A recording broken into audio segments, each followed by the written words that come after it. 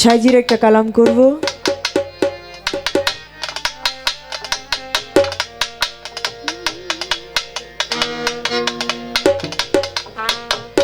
শুদ্ধ প্রেম সাধল যারা,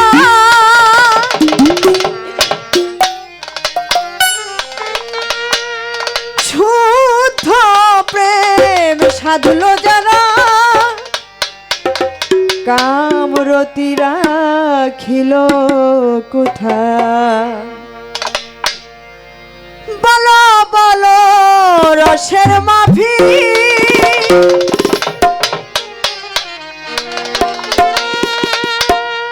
ঘুচাও আমার মনের ব্যথা। বিসমিল্লাহ থেকে কথা রাখছিলাম। অনেক সুন্দর গানের মধ্যে এবং কিছু আলাপ আলোচনা করলেন, ভালো লেগেছে। এবার আসি, শুদ্ধ প্রেম সাধল যারা, প্রেমরতি রাখিল তারা।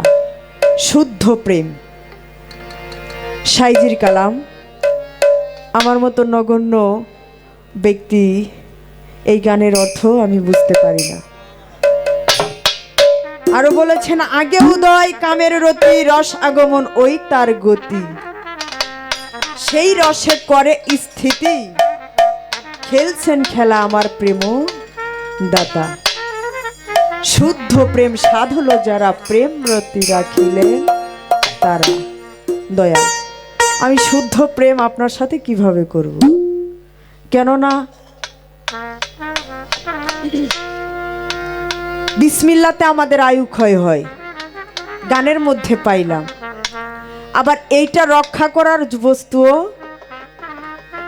কলা কৌশলও আমাদের শিখতে হবে, তাই না বাবা? কারণ শুদ্ধ প্রেম, শুদ্ধ একটা মন যদি গুরুর চরণে অর্পণ করা যায়, তাহলেই আমি পরিশুদ্ধ মানুষ হতে পারবো।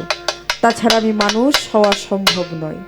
আমার মধ্যে যদি আমার আমিত্বটাই থাকে বাবা, তাহলে আমি আমার গুরু ভজন করতে পারবো না।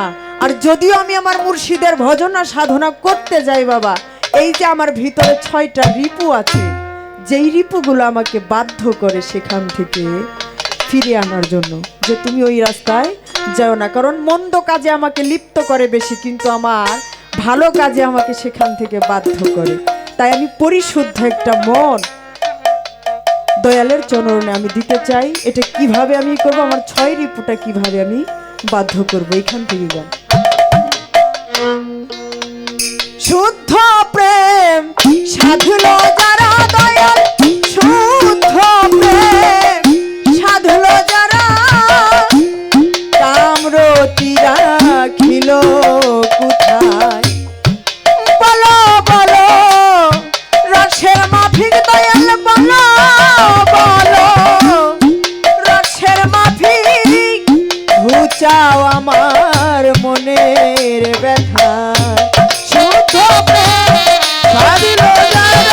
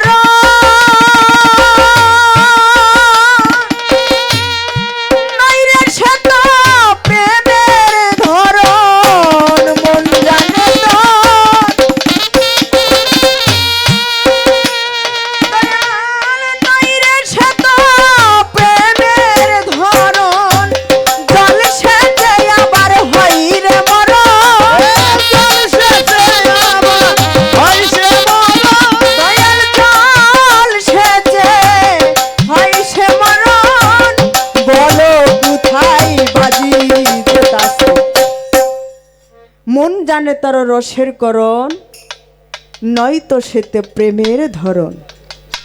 জল সেচে হয় রে মরণ, বলো কোথায় বাজি যে